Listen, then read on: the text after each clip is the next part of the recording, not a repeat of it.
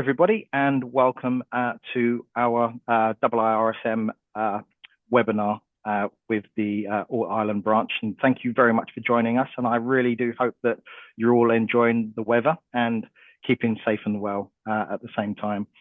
Just to very quickly, I'd like to just go through some housekeeping. So we're very simple. So just ensuring that your microphones are muted, if that's okay. That sort of helps us with minimize any interruptions or disruptions.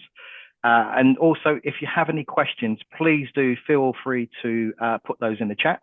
And what I'll do is I will moderate those and go through them at the end of the session.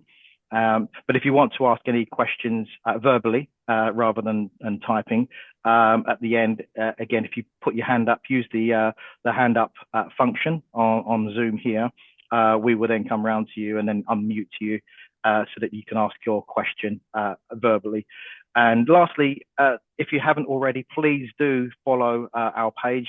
We have lots of other events that are being organised for this year, and yeah, some really exciting stuff coming up. So please do take your time and yeah, hit the follow on our IIRSM LinkedIn page. So without further ado, I'm going to hand you over to Paul Feely. Paul will introduce himself and yeah, take us through the off-site construction, on-site consequences presentation. So thanks very much all. And Paul, over to you. Thanks, David. Welcome, everybody. I'm really looking forward to this presentation. I'm going to speak very, very much from my own personal knowledge, my own experiences, the good, the bad, and the ugly, shall we say, incidents that I've been involved in. So a lot of this is real life, and it is very important where it says here, managing the full offsite risk life cycle from design to handover. So we'll get into that in a bit more detail. But I really want to take value from this. If you have any questions at the end, please do ask. And if I have the answers, I'll certainly give them to you. So, guys, a bit of background on myself: 25 years in construction, health and safety. 15 years specializing in offsite and in particular in precast construction. The majority of my experience in offsite has been precast, but I've obviously been involved in other forms of offsite construction. I was previously the chair of the British Precast Steering Safety Group. So the precast industry as a whole decided they needed to raise the standards and raise the bar of precast construction and offsite construction. And part of that was it was called Raise the Bar, and we developed codes of practice with the HSE, set minimum training standards in place, and run of a lot of different initiatives and so on. So I was the chair of that for a while, and I was also involved in developing and writing codes of precast our codes of conduct, for the precast industry and offsite industries. And ourselves as a business were CDM, PSCS and PSDP, work with companies supporting them on that. I'm the founder of Paul Feely and Associates, 500 businesses and projects supported. So hopefully I'll share some good experiences and learnings in the presentation for you guys. So obviously I'm just going to move this here a little bit. So offsite construction, it's a growing sector, and you see it, a lot of it moving to the factory and a lot of it produced in the factory, which is great, helps productivity, helps safety, helps quality and so on, but it does bring its own risks, and the risk has moved upstream.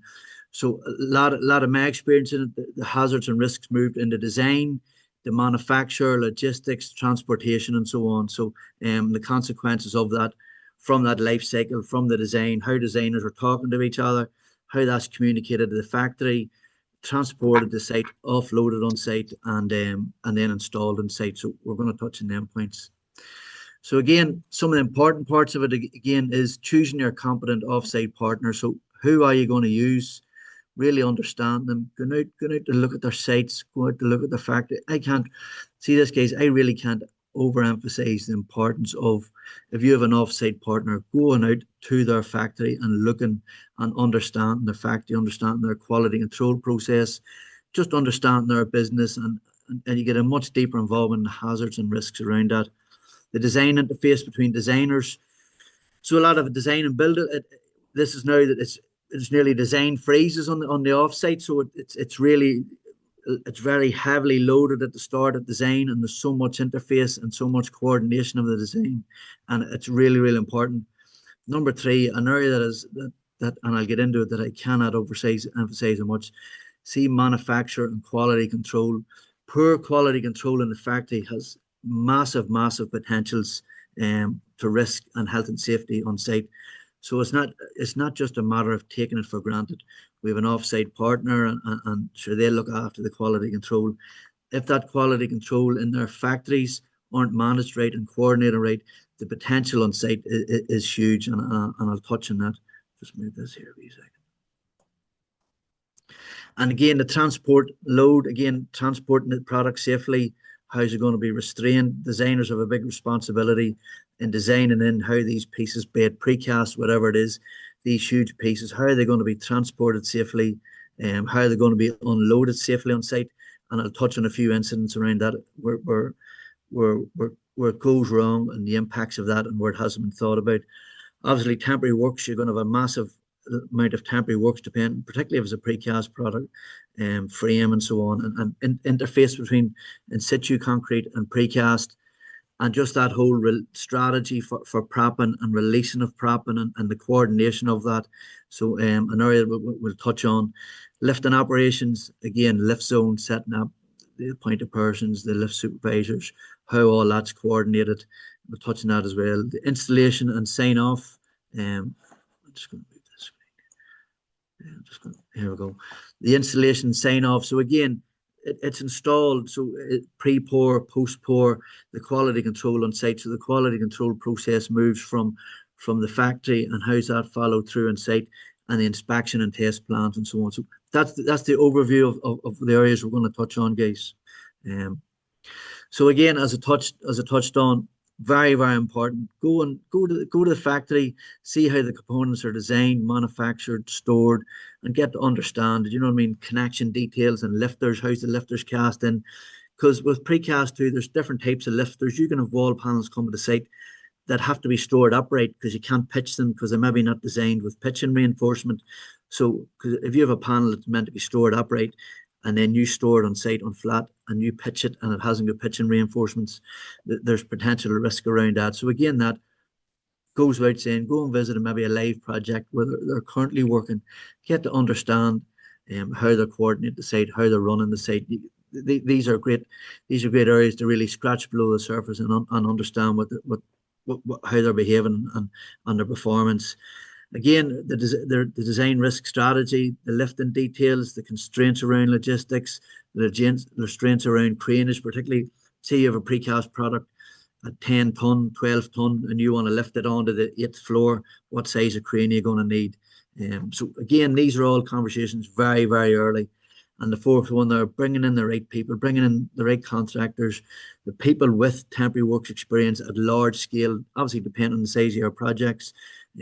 It's getting the right people around the table because it will make a huge, huge difference. So, and here's some things that, for example, practical things. If you look at the photograph on the right where the guys is climbing up a ladder, fixing frames, so that's an angle iron to hold precast. These can be bolted on the factory and factory end of it that saves this being done on site. So again, you're removing that risk on site where it's done in the factory, it's done in a controlled environment. You have pre-pour and post-pour inspections. So again, really useful way of eliminating work at heights on the factory. You're installing windows, so you can install windows in the factory. You're bringing your window partner into the yard. They're working in the yard and they're been installed prior to going to site. And obviously lifting them inside the finishing. So a lot of this finishing work and the painting and so on. You can even actually put the first coat of paint on the precast in the factory. So again, does away with a lot of work on site. So there's a lot of elements there between angle irons for supports, reduce work at height, your window frame partners, window installers, a lot of this is removing work from site. And again, it's important that your quality control process, like you want to make sure that the windows installed are installed right and the proper tests is carried out and you have the proper quality control documentation. So again, it's just understanding all this and making sure you're aware of this. So again, part of the design, you're looking opening and penetration. So you have service risers going from up through the floors, from the ground floor right up to the 10th floor, or whatever it is, making sure all that's aligned, making sure that's all signed off at the design stage. So you're not getting on site and maybe the openings aren't lining up. Then you're having to can go out floors, break out floors. Now you're introducing risk. You're obviously looking at the temporary works and the stability of it. So the back propping strategy, and you have a temporary works designer, so for the temporary works and the back prop, and on what level can you start releasing props, and just the control around the cube results and the strength of the concrete prior to releasing them props, very, very important. And I'll touch on a serious accident where props were removed too early, and it actually resulted in a fatality. So again, what is the procedure on site for control of releasing of props? Who's coordinating that? Who's managing that? And how's all that been controlled? Again, lifting and logistics on site. Where are the lorries? How the lorries going to come to site? What time are they coming in? How are they going to be unloaded? How are they going to be lifted into place? Where's the panels going to be stored on site? Have we enough room for storing of them? So again, these are all things that you're thinking of early days to avoid it, lorries pulling onto site and it not been organised, And I'll touch on it again. Even unstrapping of the loads, there's a risk around unstrapping of the loads. If you have loads of product coming onto your site and somebody unstraps them at the wrong time, you've potentially product falling off, and I'll touch on that. So these are the things that you want to be thinking about early in your job. The size of the crane, So again, what size of crane do we need? As I said earlier, we'll have a 10-ton panel or 12-ton panel here that's going to be needed lifted up onto the 14th floor. So you have the right type of craneage around it as well. Guys, this was a fatality that I was involved in investigating. It was in England, where it touched on the temporary works, where unfortunately a guy removed a prop too early. So there was two props holding up a beam, and there was precast into the web of the beam, and they were pouring concrete on top. So the guys was coming down, pouring concrete on top, and the concrete was spilling down through the beam. So his job was to put timber underneath, stop the concrete spilling down onto the floor below. And a part of that process was he removed one of the props, and the beam rotated, and the slab came down and unfortunately killed him. So again, it's coming back. There was several things wrong with this through the design process, as in why was the beams not cast down into the walls to stop it rotating? And again, these are things you should be thinking of in the design stage. What was the strategy for releasing of the props? And these are all things that come out that hadn't been thought about. So again, just that removal of props and the design of beams that are taken precast, taken in situ concrete or whatever. What is the process? What's the loads around that? Who's the design? Who's checking the design that these are right? And again, the design risk assessment. Well, what happens if this rotates? What happens if this is overloaded? So again, these are all things that you're thinking of. So again, the design risk management and quality assurance, and again, and I'll touch on it again and again. I can't overemphasize the importance of poor quality in the factory, the impact that this can have on site. So it's really making sure your partner has robust quality control procedures in place, and that you have visibility on it. Particularly if you look at number 3 there, NCRs closed out for dispatch. There's cases where NCRs is raised in the factory. Maybe, for example, I've seen it, defective lifters, and there's an NCR raised. It doesn't get closed out, potentially goes to site with faulty lifters on it again. Now, the good companies are well on top of this, guys. And I can give a lot of this, I'm giving you, as I said at the start, these are my learnings over the years. This is a very good industry, well managed, with very credible and reputable players in it. But again, if you're not an expert in this industry, if you don't know it intimately, these are the things that will potentially catch you out. So it's understanding these, as I say, the cracked lifters and the pitching points, and I touched on it. There's certain type of lifters can go into precast panels, and certain type of reinforcement. So it's understand, right, if we're going to need to store these panels in site, potentially store them in the ground, is there pitching reinforcement in them, or we're going to need to store them in racks? What is the right type of racking to be storing them in? What's the type of inspections on the rack, and so on? Again, it's understanding this. Ideally, you just want the lorries to come in, it's offloaded and put in place. But guys, we all know in an ideal world that doesn't happen. So again, it's thinking of these things, and again, just making sure when the product comes to site, that you're happy it just went through that whole quality control process, and you're happy with what you're receiving on site. You know it's going to be unloaded, and you're on top of these things. And again, a lot of the guys now, it's very, very simple. You have a QR code, you can scan the QR code, and there's the full traceability of the QR of the quality control system. And you're seeing more and more of this, and it's a really, really good system. It's really, really simple. And these were the type of things that you'd want to be looking and you expect them to be seeing from your offsite partner. Some of these images, guys, I'm going to use AI images because of the image that I couldn't get at the time. This was an incident that I was involved in investigating where precast flooring went to a site and it was stored. So there was a couple of issues wrong here. So basically, a slab collapsed on the 7th floor with a scaffolder on it, and it collapsed from the 7th, the 6th, to the 5th, to the 4th, to the 3rd. And the only reason it didn't go on down, there was back propping on the 3rd floor, and the back propping wasn't structural. The back propping was for edge trim and so on, and that stopped the whole building basically collapsed. But the scaffolder was walking across the floor, and the floor collapsed, and he came down. Now he wasn't killed. He actually broke his leg. But there's a few failings on this. The burn point, so it was burned onto a precast beam, and the burn point of the slab onto the beam was weak. There wasn't enough. It wasn't burn enough onto it. Number one, from memory, it should have been say 70 mil tolerance. I think it was only 40 at the time, but there was also issues with the quality of the slab as well. Any of you guys in health and safety will know there's never one thing that causes an incident. There's always several things. So this was a combination of poor quality, and the ends of the slab, there was quality issues with it, but the slab sat on site for a couple of weeks, stored on site, but they weren't stored correctly. There's a certain way of storing precast products on site, certain distance. You have to put the battens in from the end and so on, and they have to be aligned. And if they're not stored correctly on site, that can have a massive impact on it again. So again, guys, it's under, and this is an AI image, but you obviously get the message. Like, I'll never forget, it was a Saturday morning. I get the call about this saying, look, we've just had a collapse on a job where it came from the 7th, the 6th, to the 3rd. You know, your heart's in your mouth, and you're obviously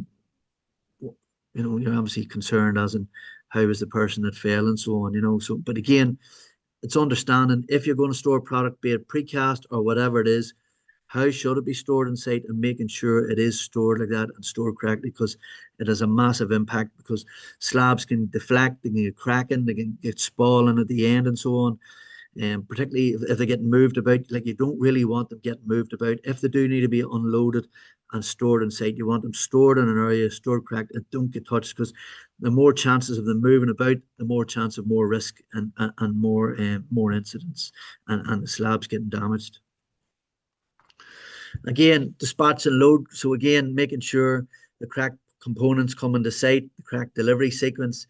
When it comes to precast, guys, you imagine you have a floor and you have 60 slabs in it, for example, and you have slab 1 to 60. Well, you don't want slabs 1 to 20 coming, and then slabs 40 to 60. Now you're creating a big opening in the middle, and you're creating a further fall from height risk, trying to close that off and deal with that. So again, it's making sure they're coming in the right sequence, that you know that the sequence that they're coming in, and everybody inside knows that that's the right sequence. Because if they don't, like, I've seen loads, say for, to keep it simple, you have 20 slabs going in, and maybe slab 1, 4, 6, 9, and 15 come in one load, you know, so it just creates mayhem on site.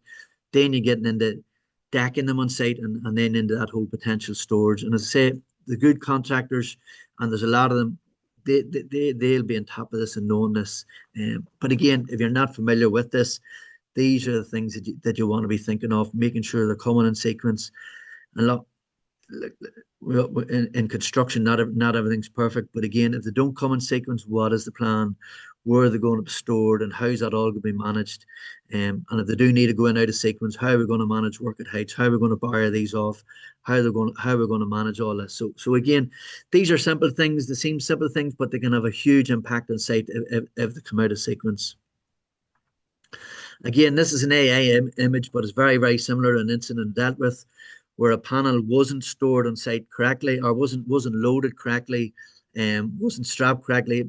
Basically, what happened was there wasn't lifters designed in for the safe transportation of it, and then it obviously come off and loaded. And said this is an A image, but it's very, very similar to an incident. What happened? There was nobody hurt on it, but again, how are they going to be transported? And say, do the designers need to be designing in lifters and restraints for safe restraint? And again, the designers might be saying, well, we can't put lifters in there because that's going to be exposed, that concrete. And that's the nitty gritty that you want to get into, you know, because so what everybody's talking about it, so you know when it's been transported to site and installed on site, that everybody's on the same page on this. And again, safe transport, safe loading, and safe unloading on site, you know. So again, just making sure that you have a safe area on site, that the lift zones is in place, that there's a lift plan in place, that you have trained and competent people. Lifting in precast and lifting offsite is very, very different than lifting standard products on site. There's a way to do it. A lot of the bigger panels, maybe off center weight and so on, need to be ratcheted, strap and so on to be lifted in safely again. So again, thinking of that, you know, if you have panels, maybe cantilever panels or panels that, as I said, that are off center weight that need to be ratcheted and so on, experienced people, and the precast guys have these. But again, it's you understand, if you don't have this experience, or if you're a PSCS or a contractor and you're bringing these guys in, that you're aware of these hazards, you're aware of these risks, and that you can ask the right questions of your offsite partner.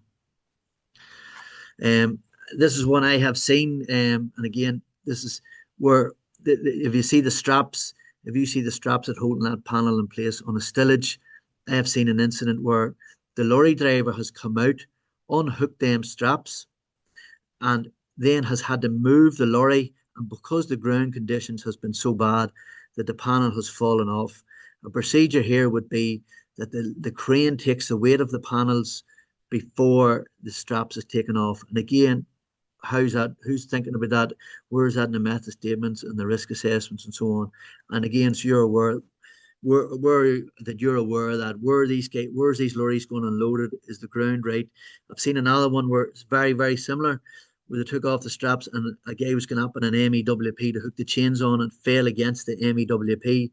The guy was fine, but he had to climb down out of the MEWP. So again, this whole unloading, where are we going to unload, how are we going to unload it, the exclusion zones around it, checking the load before the straps is taken off, make sure the cranes get the weight of the panel. These are big beasts of panels. These can be 10, 15 ton of panels. So again, making sure that all that is thought of before these guys come on to site. These are weeks and months of conversations that you start to look at. And guys, see when this all goes well, this goes really, really well. The speed of construction, the safety and the quality around it is really, really good and top class.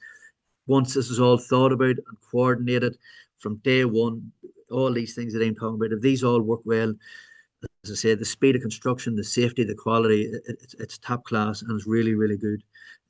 But not thinking about these things can create extra risk. Again, your temporary works, and I'm going to come to an incident next. So again, roles and responsibilities, the temporary works designers, temporary works coordinator, supervisors.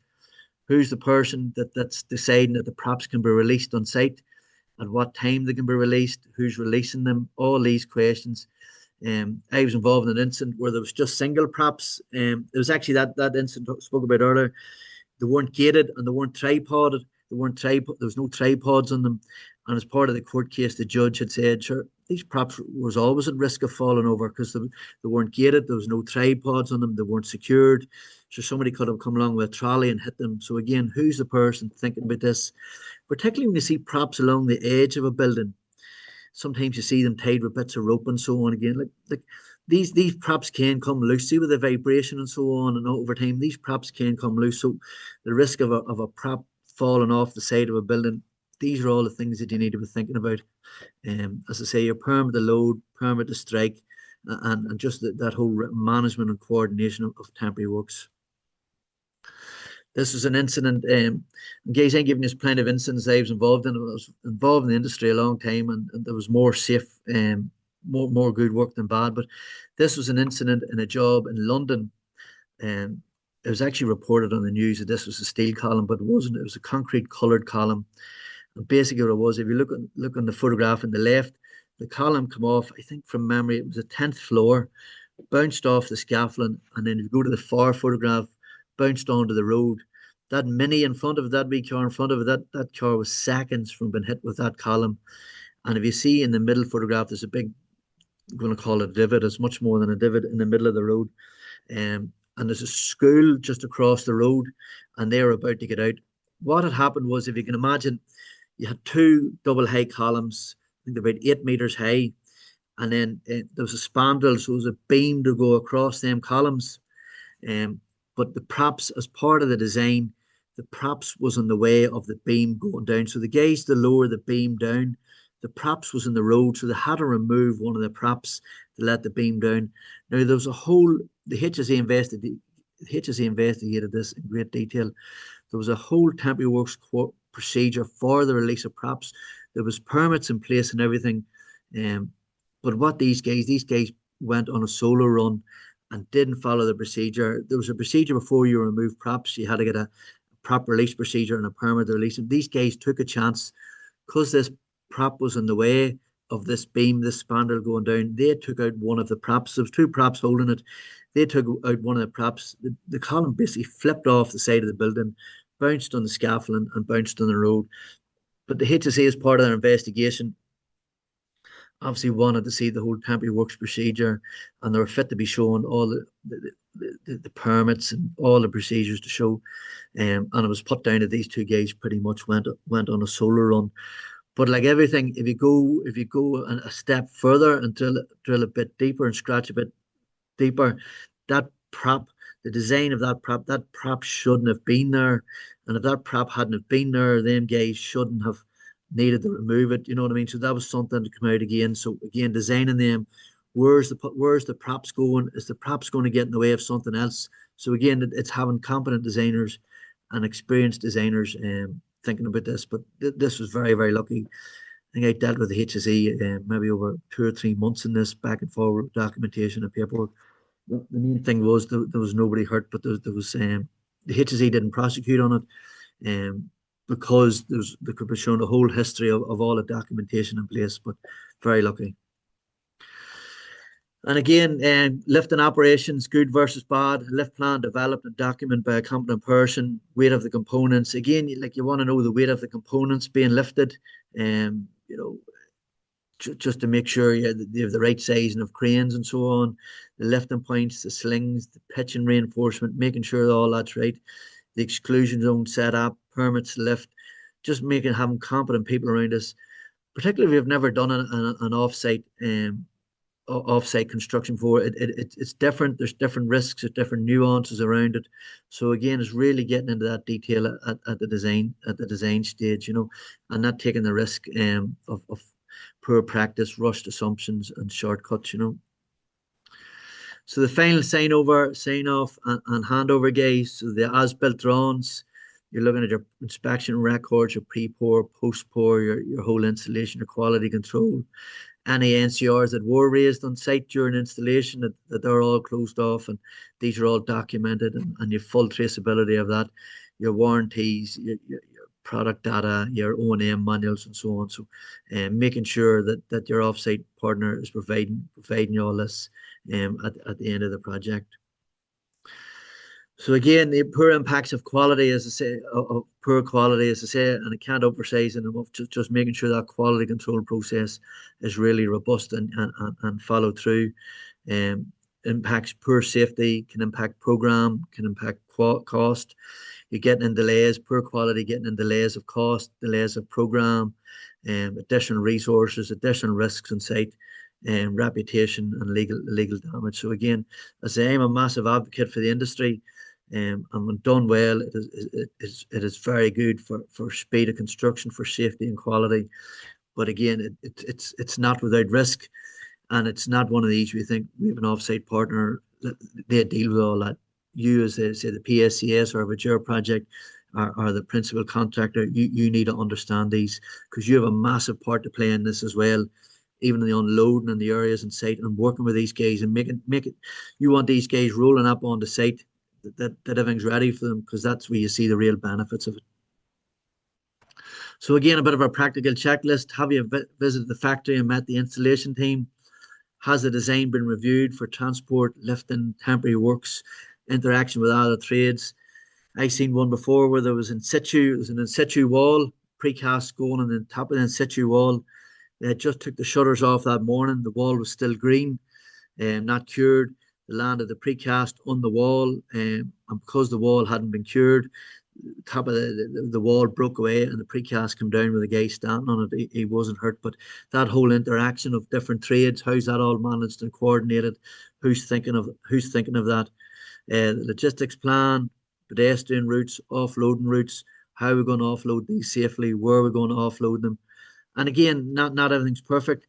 You might envisage, right, well, the lorry's going to come in and we're going to unload it and we're going to put the product in place. What happens if that doesn't? What's plan B? Where's it going to be?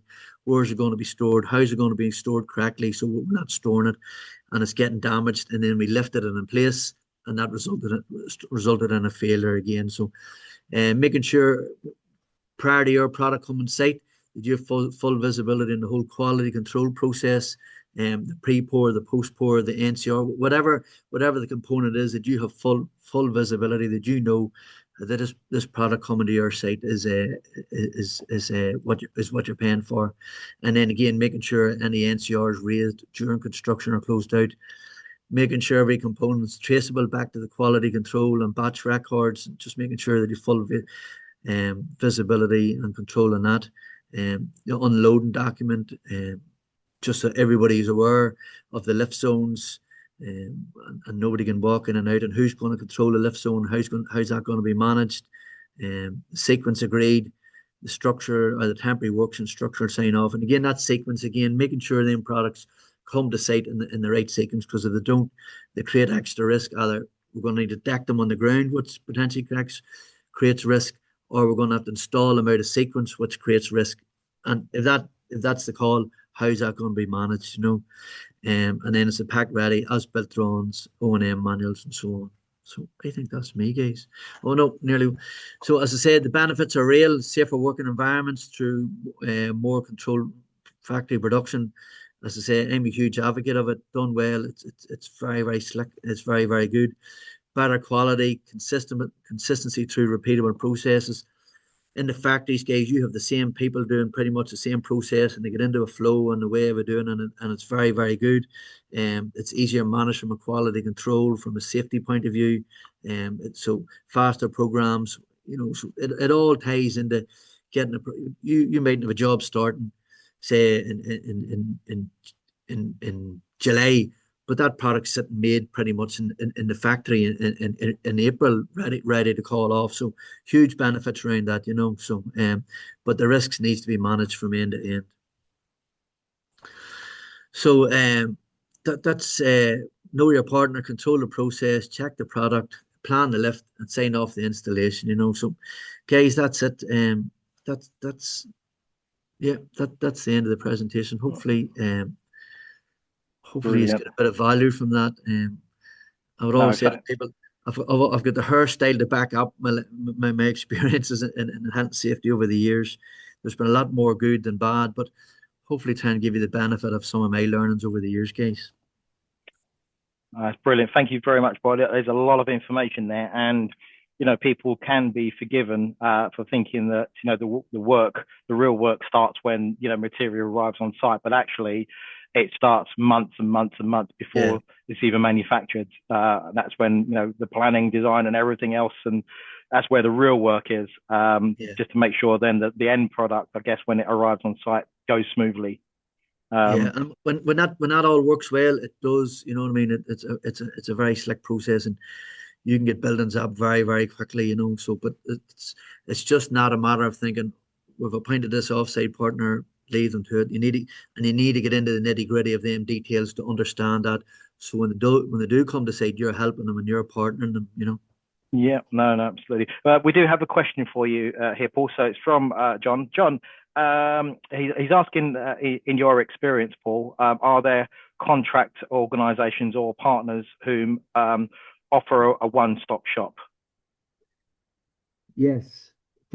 Yes. For more and more now, for precasters, I'm thinking of the precasters. So the precasters will typically offer you a precast frame and will include say the windows and the doors, and maybe a first coat of paint. Do they take on a whole? Yes, there is, but you would need to engage with them and engage, giving edge, John, engage with them early and saying, we want you to take on this whole project, and engage them early. But they will take it on, yeah. Okay. And are you aware of anyone that offers this service for building maintenance of substations? Am I aware of anyone that offers building maintenance for substations? What So type of is this, like M&E, I'll electrical, tell you what. electrical? Do you know what? Let's make this easier. John, do you want to? I think you should be able to unmute yourself. There we go. Yeah, Yeah, go ahead, John. can you hear me, David? Hi, Paul. How are we doing? John, good. How are you? Yeah, good. No, thanks. Yeah, just yeah, great presentation, Paul. I work with David on the committee there as well. So Yeah. yeah, I suppose just in particular, one company I'm working with, we do a lot of work for ESB networks on Yeah, the building of more maintenance of electrical substations. I can see the benefits of the entire process of, yeah. the off-site work being as much as well done. I'm just interested, is there anybody out there that specialises in that field, to your knowledge? And specializes in making them ESB units.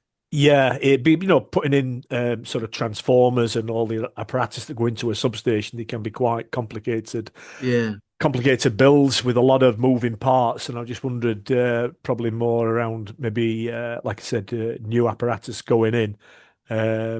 I can see the benefits of the more that's yeah, done off-site, the better it is for the guys on site. yeah, Yeah. yeah.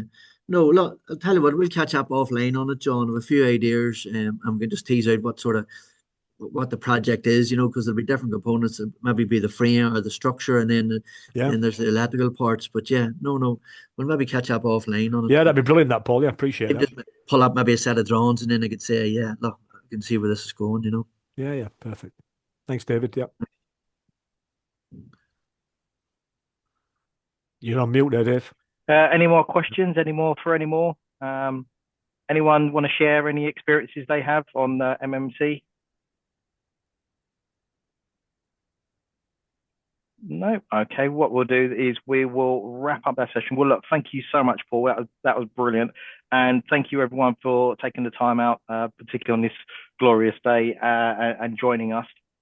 And please don't forget to follow our IIRSM All Ireland page on LinkedIn. We appreciate your support and many more events to come. And yeah, look, thanks, guys, and take care, and see you soon.